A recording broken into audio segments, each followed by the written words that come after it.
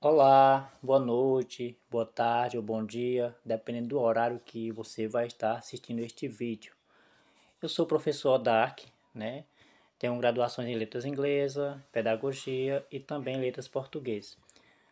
Neste vídeo eu gostaria de estar apresentando um pouco sobre uma pesquisa que fiz em relação à questão de alfabetização para surdos. Tanto é que o tema é a alfabetização de surdos, um estudo de caso no município de Guaribas. Primeiramente, gostaria de fazer uma pequena introdução sobre a temática, como foi esse estudo. O presente trabalho teve como foco principal um estudo sobre a alfabetização de surdos. Nisso, pretendeu-se procurar entender sobre como se dá a alfabetização de surdos.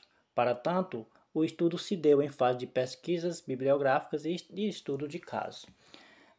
Pela curiosidade de saber como seria possível uma pessoa surda se alfabetizar, mesmo onde não se tinha um apoio, uma escola para aquele público, né?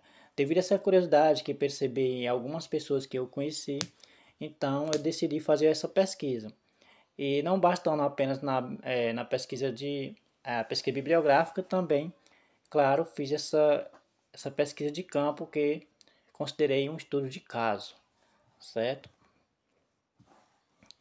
A problemática inspiradora do estudo foi a questão de se saber de alguns casos em que surdos aprenderam a ler e escrever independentemente de profissionais capacitados para o ensino de Libras. É como eu já falei, como pode uma pessoa que não escuta conseguir as instruções, né, de como ler e até mesmo de como escrever, como eu percebi, como eu percebo e como muitas pessoas percebem, muitas pessoas surdas com essas habilidades de escrita e leitura. A estrutura do trabalho. Após essas pesquisas e estudos, é, se resultou em um trabalho da seguinte estrutura. Primeira seção, faz-se uma breve contextualização do histórico da educação para surdos, né? Isso eu fiz um apanhado teórico, o que a literatura já diz sobre a questão da educação dos surdos no Brasil, e de forma geral, na verdade. E a segunda seção aborda sobre a alfabetização para surdos, tanto em língua portuguesa como também em Libras. Aqui eu afunilei mais um pouco em relação à alfabetização direta de língua portuguesa e também de língua de Libras. Né? E a terceira seção foi exposto sobre como foi desenvolvido o estudo de caso, bem como também sobre os achados. Ou seja, esse artigo, na terceira seção, ele traz o resultado dessa pesquisa do estudo de campo, de caso, no caso, né? E também os achados teóricos, né? Eu fiz um embasamento teórico e relacionado com esse estudo de caso. Metodologias de pesquisa. Como fiz? O estudo foi realizado através de pesquisas bibliográficas e de estudo de caso, como já mencionei aqui. Na primeira, fez-se um estudo de alguns artigos e documentos que tratam da educação para surdos, bem como a possível formação bilíngue e inclusão. Nisso foi tomado como base principal os seguintes artigos e documentos: Karen Strobel, 2009, Academia de Libras, 2019, Písio e Quadros, 2011, LDB 96, Constituição Federal de 88, entre outras obras embasadoras, entre outros artigos que também fiz a leitura para ter essa base e o conhecimento em relação à educação de surdos, né, no Brasil. Já no estudo de caso, abordou-se uma pessoa surda que mostra saber ler e escrever e alegou não saber sobre Libras. O instrumento de coleta de dados nessa fase de pesquisa foi um questionário aplicado via WhatsApp, em que as perguntas foram enviadas de uma a uma para a pessoa surda, a qual aceitou o convite, colaborando na pesquisa, bem como autorizou suas respostas para a exposição no presente estudo. Ou seja, uma pessoa que conhecia, né, que eu conheço, eu fiz esse convite a me responder algumas perguntas que faziam parte da minha curiosidade e que achei interessante a desenvolver esse trabalho. Ela aceitou, certo? Já da breve contextualização histórica da educação para surdos, como eu fiz, né? Como eu falei, fiz um apanhado teórico, buscando um pouco na literatura sobre o que já se tratava da educação para surdos. E percebi que teve muitas mudanças, né? Foram muitos fatos ocorrentes no decorrer da história, nas perspectivas da educação para surdos, não só no Brasil como no mundo inteiro. Muitos teóricos colaboram dentro do assunto de alfabetização de surdos, incluindo expondo sobre o trajeto histórico da educação para surdos. Um exemplo disso é Pereira 2009. A educação de alunos surdos tem sido muito discutido na interface entre a educação inclusiva e a educação bilíngue. Para que essas barreiras sejam sanadas, é necessário que o aluno com necessidade auditiva, em primeiro lugar, seja alfabetizado em Libras, que é a língua brasileira de sinais. Esta é a citação de Pereira 2009, página 8. Ou seja, um pouco pelo contrário do que eu percebi dessa pessoa que eu conheço, né? Mesmo não tendo a Libras, né? Não tendo alfabetizado em Libras, essa pessoa conseguiu se alfabetizar em língua portuguesa, certo?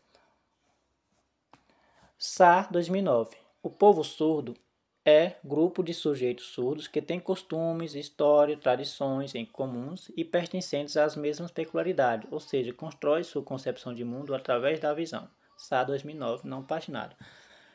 Aqui o que podemos perceber nessa citação de Sá é que os surdos eles compartilham de um costume, de uma cultura diferente dos ouvintes, né? E o que eu mais lembrei quando estava escrevendo esse artigo é a questão de se um país tem pessoas ouvintes e surdos, isso deve ser considerado para a inclusão tanto dos ouvintes quanto dos surdos em determinados contextos, em determinada situação do dia a dia. Imaginamos uma determinada quantidade de pessoas surdas em um ambiente com uma determinada quantidade de ouvintes, né? Sendo que nem os ouvintes sabem Libras e nem os surdos também saberem essa linguagem, né? Então não vai ter ali uma comunicação inclusiva, em que pode estar excluso não só os surdos como também os ouvintes, por não ter essa interação na comunicação. Outra citação é de Academia de Letras, aliás de Libras, né? 2019, em que traz um pouco sobre o histórico. Na Idade Antiga, enquanto no Egito os surdos eram considerados como deuses respeitados e a sociedade os temiam, na Grécia Antiga e na Roma Antiga eles eram vistos como imperfeitos, incapazes e incompetentes. Nestes dois últimos casos, os surdos não tinham os mesmos direitos que os ouvintes. Além disso, eram quase todos excluídos da sociedade, até mesmo sendo condenados à morte. Então percebemos aí um pouco, né, em relação ao público surdo, no decorrer da história, em que não tinha as mesmas considerações e os mesmos respeitos que hoje, pelo menos nas legislações vigentes, garantem. Já em relação à alfabetização de surdo no Brasil, sabe-se que no Brasil o surdo pode ser alfabetizado em duas línguas oficiais, sendo a Libras como língua materna e a língua portuguesa como uma segunda língua. Brasil, 1988. Segundo a Constituição Federal de 1988, em seu artigo 205, a educação, direito de todos e dever do Estado e da família, será promovido e incentivado com a colaboração da sociedade, visando ao pleno desenvolvimento da pessoa, seu preparo para o exercício da cidadania e sua qualificação para o trabalho. Em relação ao o que traz isso na Constituição Federal, não está especificando se é somente para surdo ou somente para ouvinte, mas sim de uma forma geral, em que todos têm esse direito, assim como o Estado tem esse dever, certo? Araújo 2019. A escola e classe de educação bilíngue abertas a alunos surdos e ouvintes, com professores bilíngues na educação infantil e nos anos iniciais do ensino fundamental, escolas bilíngues ou escolas comuns da rede regular de ensino, abertas a alunos surdos e ouvintes para os anos finais do ensino fundamental, ensino médio ou educação profissional, com docentes nas diferentes áreas do conhecimento, cientes e singularidade, cientes da singularidade linguística dos alunos surdos, bem como com a presença de tradutores e intérpretes de Libras língua portuguesa. Então aqui é o que o Araújo traz em relação uma sugestão do que deveria de algo ideal para com os sujeitos envolvidos em uma comunicação, como por exemplo entre surdos e ouvintes, tá? Seria um apoio. Vamos para o estudo de caso, que no caso foi aplicado o questionário.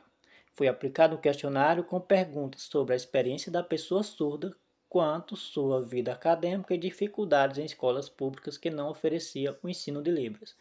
Então, partindo daquela curiosidade em relação a como foi possível essa pessoa se alfabetizar, e a partir daí, fazendo pesquisas bibliográficas, pude, então, elaborar algumas perguntas voltadas para a vida acadêmica desta pessoa.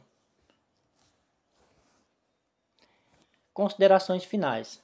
Através de buscas bibliográficas, foi possível encontrar muitas informações acerca da educação para surdos, bem como seu trajeto histórico.